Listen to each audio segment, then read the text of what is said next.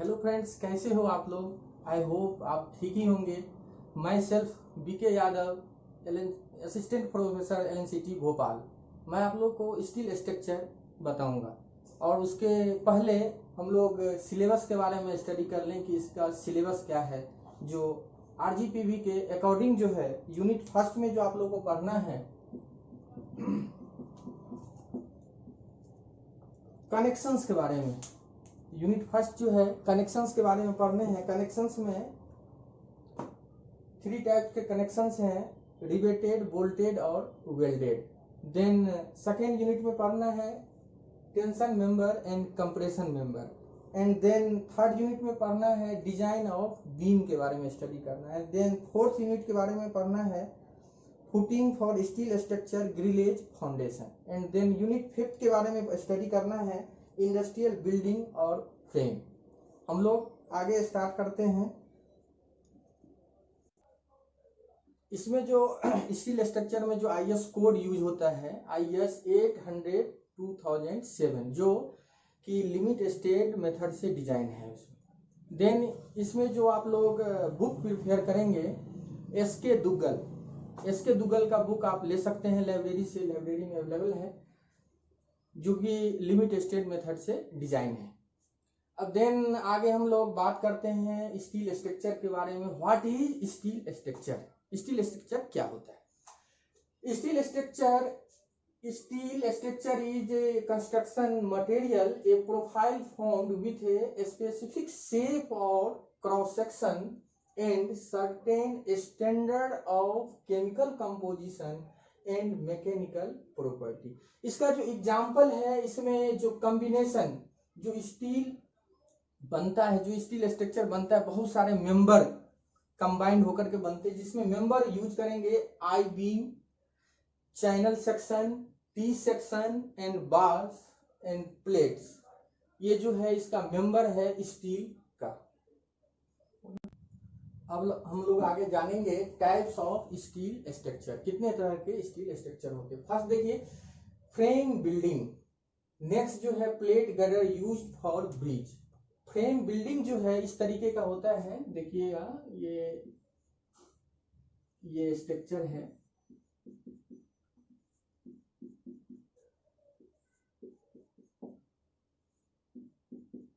ये जो है ये ऊपर वाला पार्ट, इसको हम लोग स्लैब बोलते हैं। देन ये जो है आपका कॉलम है और ये जो है बीम है। इस टाइप के इसके ऊपर ही मल्टी स्टोरी बिल्डिंग बना सकते हैं। इसमें जो है यूज होता है बीम, कॉलम, ये सब स्टील स्ट्रक्चर का। Then plate girder use for bridge. Bridge में जो है हम लोग यूज करते हैं प्लेट गर्डर। तो ये देखिए इस तरीके का है ब्रिज का। ये पार्ट जो है लास्ट वाले पार्ट को एबटमेंट बोलते हैं। ये जो है इस तरीके का है, इसके ऊपर ये गर्डर रखा हुआ है।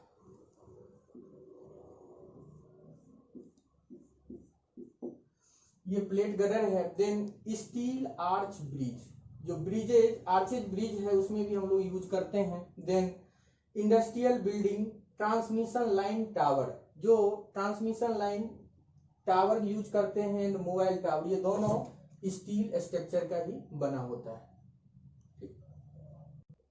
देन हम लोग आगे इसके बारे में पढ़ेंगे एडवांटेज और disadvantage of steel structure.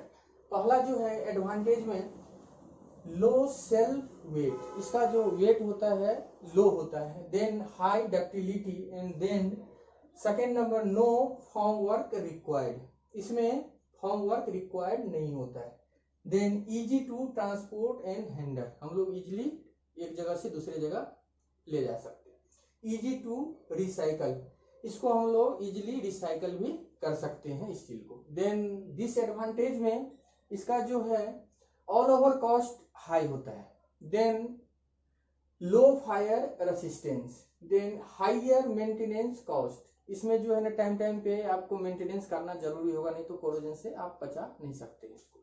Then required high skill labour, high skill labour कहने का मतलब ये है कि आप स्किल लेबर ज्यादा रखेंगे तो उसकी कॉस्ट ज्यादा होगी, इसीलिए ये लो में आता है। ये डिसएडवांटेज है इसका।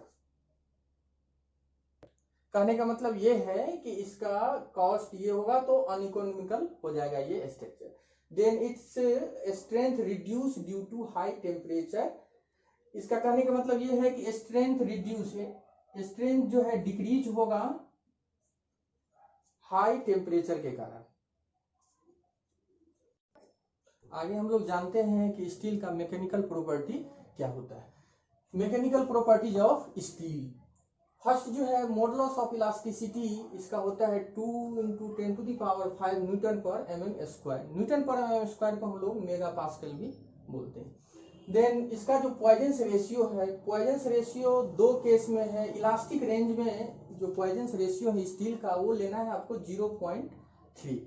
देन जो इसका मैक्सिमम प्लास्टिक रेंज में जो यूज करते हैं हम लोग स्टील का पॉइजन्स रेशियो 0.5 लेना है। देन आगे शेयर मॉडुलस, इसका जो शेयर मॉडुलस डिनोटेशन ये जी करते हैं कैपिटल, इक्वल टू है 0.77 × 10⁵ न्यूटन पर mm स्क्वायर। देन आगे मास डेंसिटी स्टील का, इसको रो से डिनोट करते हैं। मास डेंसिटी देखिए ध्यान दीजिए 7850 kg पर मीटर क्यूब इसका यूनिट।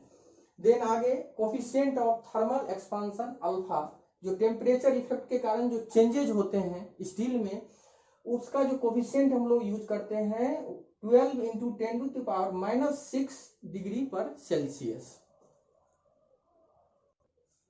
आगे हम लोग बात करेंगे रोल्ड स्टील सेक्शन। सबसे पहले मैं आपको ये बता दूं कि जो स्टील स्ट्रक्चर है उसमें बहुत सारे मेंबर से बन करके आपको स्टील स्ट्रक्चर बनता है। तो उसमें रोल्ड स्टील सेक्शन में स्टार्ट करते हैं हम लोग पहले आई सेक्शन से। आई सेक्शन, आई सेक्शन ये है आपका इस तरीके का।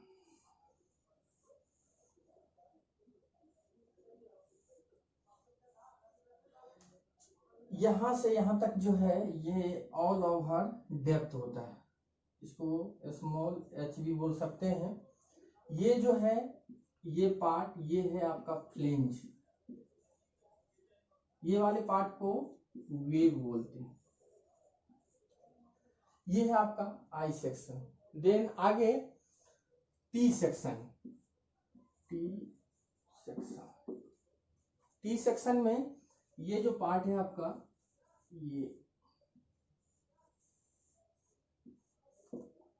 इसमें ये है वेब और ये है फ्लेंज। ये वाले ऊपर वाले पार्ट को फ्लेंज बोलते हैं, ये है आपका वेब। देन नेक्स्ट जो है आपका चैनल सेक्शन। चैनल सेक्शन में ये देखिए ये आपका ये चैनल सेक्शन है इस तरीके का। इसमें यहां से यहां तक जो है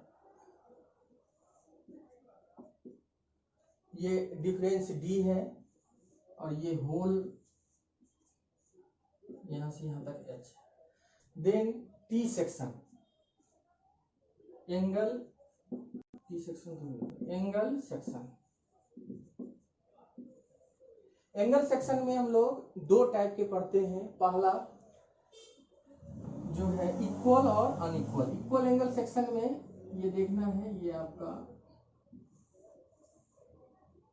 ये वाला जो पार्ट है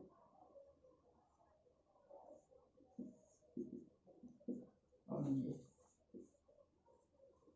मान लेते हैं ये बी लेंथ का है, ये बी है, दोनों सेम होंगे इक्वल में।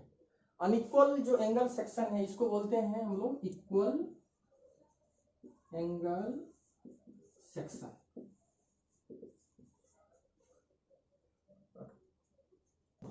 नेक्स्ट जो है हम लोग बात करते हैं अनइक्वल एंगल सेक्शन का। तो इसमें क्या है ये देखिए ये जो आपका एंगल सेक्शन है इसमें जो ये लेंथ है और ये है ये इक्वल नहीं होंगे, डिफर होगा। मान लेते हैं ये आपका बी है तो ये अलग हो जाएगा, ये लेंथ जो है ना B1 हो जाएगा। अनइक्वल में ये और ये अनइक्वल होंगे। नेक्स्ट जो है some Indian standard roll steel sections के बारे में हम लोग जानेंगे।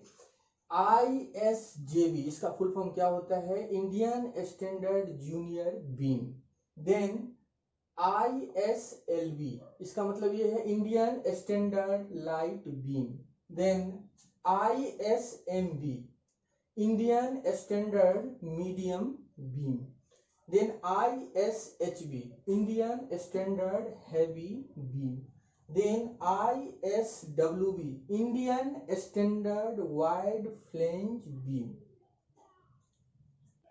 अब हम लोग जानते हैं मेथड्स ऑफ डिजाइन के बारे में। आप लोगों को पता होगा कि जो हम लोग डिजाइनिंग पढ़ते हैं उसमें WSM और LSM है, लेकिन स्टील जो है LSM मेथड से डिजाइन किया गया है इकोनॉमिकल पर्पस के लिए। ये किस तरीके मैं आपको बताता हूँ। ये जैसे ये आपका आई सेक्शन है, यहाँ पे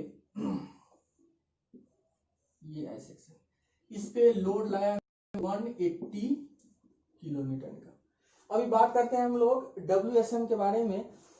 तो WSM जो है इसका 60% इफिशियंसी को काउंट करता है, 60%। देन ये है WSM एंड LSM की बात करें तो इसमें हम लोग 90% इसका इफिशियंसी काउंट करते हैं। कहने का मतलब ये जो है WSM, इसमें यील्ड स्ट्रेंथ पे डिजाइन होता है। देन इसका जो है अल्टीमेट स्ट्रेंथ।